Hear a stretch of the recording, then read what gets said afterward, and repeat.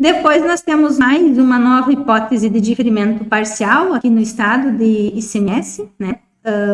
Que o estado, então, através do decreto 56.800, que foi publicado dia 30 de dezembro, né? Com efeitos a partir de 1º de janeiro desse ano, ou seja, isso aqui entrou em vigor em 1º de janeiro, onde nós temos um diferimento parcial. Pessoal, nós já temos vários diferimentos parciais aqui, né?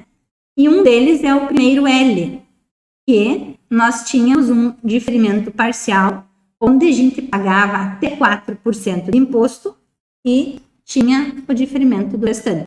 Esse artigo 1º-M aqui, ele funciona como o 1º-L, para quem já usa, né? Ou seja, só que aqui a carga efetiva é maior. Então, no caso do artigo 1º-M, eu vou pagar o equivalente até 12%. O restante eu vou diferir. Tanto o 1º-L quanto o 1º-M, quando é que eu posso usar? Quando eu sou um importador, eu importo com desembaraço, com o diferimento do pagamento do imposto no desembaraço aduaneiro. Esse diferimento no desembaraço eu tenho somente por quê? Porque eu tenho um termo de acordo ou eu tenho um termo de opção com o Estado, onde eu utilizo um crédito presumido. Isso quer dizer o quê? Que eu tenho que ser uma empresa geral, porque a empresa do Simples não tem crédito presumido, né? Então, eu tenho que ser uma empresa geral para poder fazer esse crédito presumido, para poder ter esse diferimento no desembaraço e depois eu ter o diferimento parcial na minha saída. E nesse caso aqui, assim como no 1º-L, são duas situações que eu posso ter o diferimento mesmo tendo substituição tributária. Só que daí o que acontece? Como o diferimento parcial, o diferimento é só na operação interna, né? O parcial é a mesma coisa, então ele só vai ter diferimento parcial na operação interna.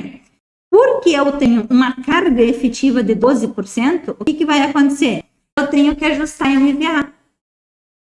Então, por exemplo, né? Se a minha MVA original, a minha MVA aqui dentro do estado, ela é 40%. Só que eu tenho uma carga efetiva de 12%, porque eu tenho diferimento parcial. Eu vou ter que fazer o ajuste dessa margem. Esta minha margem de 40%, ela passa a ser 48,43%. Tá? Então, ela passa a ser maior. Como é que eu vou fazer essa fórmula, essa regra de ajuste? Eu vou pegar 100 menos, mais MVA original, né, que no nosso caso aqui é 40%. Eu vou multiplicar por 100 menos a alíquota interna, né?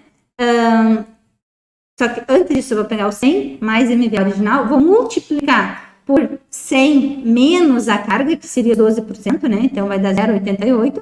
Depois eu vou dividir por 100 menos a alíquota interna, que no nosso caso aqui a gente usou como exemplo 17%, e vou deduzir o 100.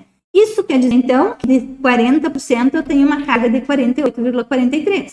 Tá? Como é que eu vou calcular isso aqui numa operação? Bom, se a minha operação de venda ela é de R$1.000, uma alíquota de 17%, eu vou trabalhar com a MVA de 48,43%. Então, quanto é que é o meu ICMS total sobre a minha operação de 1.000? 170. Só que eu tenho uma carga de 12%. Então, eu tenho um percentual tributado de 70,588. Quanto que é o ICMS que eu vou diferir? Se eu tenho carga de 12, eu pago 120 dos 170 e vou diferir 50, né? Que equivale ao quê? Ele equivale a um percentual de 29,412 de R$170. Para calcular esse T, eu vou pegar os 1.000, que é o valor da minha operação, mais a nova MVA, né? A MVA ajustada, que é os 48,43. Então, a minha base de cálculo, ela foi 1.484, né? Com 30. Sobre isso, eu vou aplicar os 17% e vou descontar a carga efetiva de 12%. Deu 120. Então, isso vai me dar uma substituição tributária a recolher no valor de 132,33, né? Então, é dessa forma que eu vou operacionalizar, né? Eu vou emitir o documento fiscal. Então, vocês têm ali na apostila um exemplo prático do XML, onde vocês vão fazer a informação do valor como se não tivesse o diferimento, que é o 170. Vão informar o percentual de diferimento, né? Vão informar o valor de ICM que vocês vão diferir e vão informar o valor de ICMS que vocês vão recolher. Depois, lá na DANF, como é que vai ficar na DANF? Vai jogar cada valor em seu campo, né? e lá nas informações complementares vão fundamentar o diferimento parcial da operação, né, com base no livro 3, artigo 1º-M do regulamento, ok? Então, isso aqui entrou na obrigatoriedade, né, no dia 1º de janeiro de 2023, então já está valendo, tá bom? Bom, pessoal, depois, o que nós temos aqui? SPED fiscal. Em relação ao SPED fiscal, a gente tem a questão do bloco K, né? O que é o bloco K? É o livro de controle de produção e estoque. Pessoal, eu não vou explicar cada registro dele, até porque isso é assunto de outro curso, tá? Aqui a gente vai só falar das atualizações mesmo, ok? Então, o bloco K, ele é o livro de controle de produção e estoque, ele é exigido de quem? Das indústrias, né? Equiparadas às indústrias e atacadistas dos CNAES 462 ao 469. Então, as indústrias, elas têm a obrigatoriedade de fazer entrega, e as indústrias, elas começaram em função de faturamento, né? Então, lá no parágrafo 7º da cláusula 3ª do ajuste CNF 02 de 2009, ele traz o calendário de obrigatoriedade. De acordo com o inciso 1, né? As indústrias que tiveram em 2015 faturamento igual ou superior a 300 milhões de reais, começaram a entregar o bloco K em 1º de janeiro de 2017.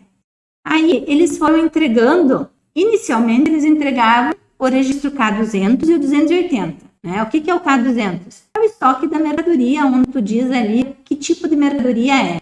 Mercadoria para venda, matéria-prima, produto acabado, produto intermediário, enfim, né? E o K280 é o quê? É a correção dos estoques. Então, se eu tive um estoque que eu informei de forma equivocada, eu vou fazer a correção no K280. Bom, essas indústrias com faturamento acima de 300 milhões em 2015, né, igual ou superior a 300 milhões em 2015, começaram a entregar em 2017, de acordo com o CNAE, que é os CNAEs lá do grupo 10 a 32, né? Eles começaram, então, a entregar em 1º de janeiro de 2017 o registro K200 e o 280. A partir de 2019, eles começaram a entregar a escrituração completa. O que é uma escrituração completa? É aquela onde você entrega todos os registros aos quais você está obrigado de acordo com a sua movimentação, tá? Bom, aí em 2019 começou de acordo com os CNAES, né, dessas indústrias do 10 ao 32 que iniciaram já em 2017. Então, para eles, teve uma escala, né, de acordo com o CNAE. E elas começaram em 2017 e elas vão concluir em 2025. Ou seja, em 2025, o resto das indústrias dentro desse faturamento, que não, até então não estavam entregando o bloco K completo, vão entregar, né? Em 1º de janeiro de 2018, começaram a entrega do K200 e 280, aquelas indústrias do CNAE 10 ao 32, com faturamento igual ou superior a 78 milhões em 2016. E em 2019, começaram aquelas empresas que são indústrias que até então não tinham entrado pelo faturamento, ou seja, aquele faturamento inferior a 78 milhões, aquelas empresas equiparadas à indústria, ou porque importa, ou porque manda industrializar fora, né? E os atacadistas do CNAE 462 ao 469. Aí, o que aconteceu? Esse ajuste 02 de 2009, ele sofreu alterações, tá? Ele sofreu alterações com base nos ajustes 25 de 2022, tá? Também ele sofreu alterações em função do ajuste 46 de 2022 e do 25 de 2021, né? Então, em relação a isso, o que mudou? Bom, a partir de janeiro desse ano, tá, isso já com base na Lei da Liberdade Econômica, que é uma lei que foi publicada em 2018, né? Teríamos um layout simplificado para fazer a entrega do bloco K. Ou seja, o contribuinte ele poderia optar entre entregar o layout simplificado e o layout completo. Então, se ele opta por entregar no layout simplificado, ele não precisa fazer todas as informações que ele faria se ele tivesse optado pelo layout completo. Então, lá na página 49, tá? Vocês têm ali uma tabela, olha só. Por exemplo, o K100, que é o período de apuração, assim como o K200, que é o estoque escriturado, o tipo de mercadoria e nome de quem está, né, como participante, eles são obrigatórios tanto no layout completo quanto no layout simplificado. Agora, se vocês optar pelo layout simplificado, vocês já não entregam o K210 e o K215, por exemplo, que trata da origem da desmontagem e da destinação da desmontagem dos itens. Isso o contribuinte, então, vai fazer a opção de qual é o layout que ele vai entregar. Só que o que acontece? Se vocês optarem pela entrega simplificada, tá? Vocês vão ter que guardar todos os registros como se fosse entregar completo, para se você tiver uma fiscalização, né? Para vocês terem as informações para fornecer para o fisco. Mas pode, a partir de 1º de janeiro, agora, optar pelo layout simplificado. Aí, outra questão que nós tivemos aqui também foi a questão dos atacadistas. Os estabelecimentos atacadistas, do CNAE 462 ao 469, de acordo com o ajuste, eles poderiam ser dispensados da entrega do bloco K a partir de 1º de janeiro desse ano, de acordo com cada estado, né? Então, cada estado deveria regulamentar isso. Ou seja, o estado do Rio Grande do Sul, então, por meio da Instrução Normativa 90 de 2022, né, ele dispensa a entrega do bloco K pelos atacadistas do CNAE 462 ao 469 a partir de 1º de janeiro desse ano, desde que eles pertençam à empresa, né, com faturamento acima de 10 milhões de reais. Então, essas empresas, elas ficam dispensadas de fazer, então, a informação do bloco K.